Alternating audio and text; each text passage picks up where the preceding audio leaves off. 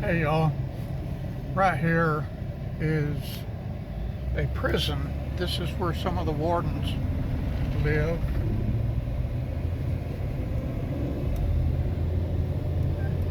And over there is all prison land. Right there's the prison itself, and it goes way back there. You can see the razor wire around the fence. It's a Clemens unit, Texas Department of Corrections. There's some more houses that employees live in. All of this over here for miles is prison farmland. They usually have cotton planted back over there to the left. Right there's some corn, which they grow every year. Over here to the right, they usually have several acres of vegetables that they plant for the prisoners. All of this is grass for hay. They've got cattle, they grow their own meat. They've got horses. They used to have sheep. That's still corn, looks like, or maybe that's milo. They grow corn, milo, cotton, and vegetables. And they've got their own grain storage bins back there.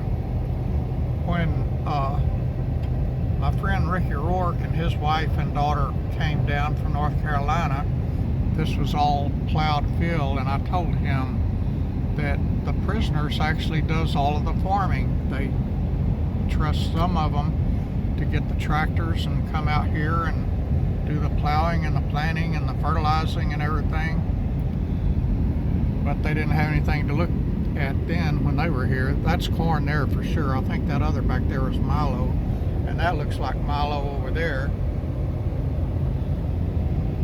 But this prison is pretty self-sufficient. Now they have milk cows. They have a dairy back there. They have milk cows. I think they grow most of their food themselves. They probably don't buy very much.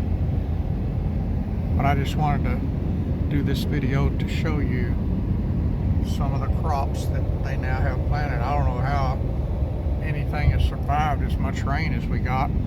On the other side of the prison, coming up from Lake Jackson, they've got hundreds more acres that they normally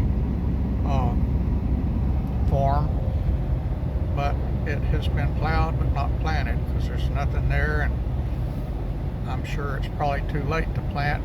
Yeah, it definitely would be too late to plant after all the rain dries up, because it has rained almost non-stop for 2 or 3 weeks here, and it is a mess. The river by my house is out of the banks, and the Brazos River I just crossed a while ago, and it is still in the banks down here, but by the time all the water from further north comes down making its way to the Gulf, it's liable to be out of its banks too. But that's that for this video. I just wanted to get the video out and show y'all what a self-sufficient prison can be like. And I'm going to keep this running for just a minute more, because up here somebody has a longhorn for a pet, and I want to show you that if it's not back in the barn. Usually it's right out here by the road grazing. There it is, right back over there, and I can't zoom in, but if you'll look in that pasture right there, back at the back, see it right there? They had another one for years, and it died last year, and they buried it. They had a big, they dug a big hole in the ground right there at the back of that pasture and buried it, and not too long later they had their new one there. All right, that's it. I live on the next highway over, about 5 or 6 miles from here. Man, you need to learn how to drive. Oh, excuse me. I talk to everybody, including drivers that can't hear me. And that wasn't a man, that was a woman. Should have known, huh? All right, talk to y'all later.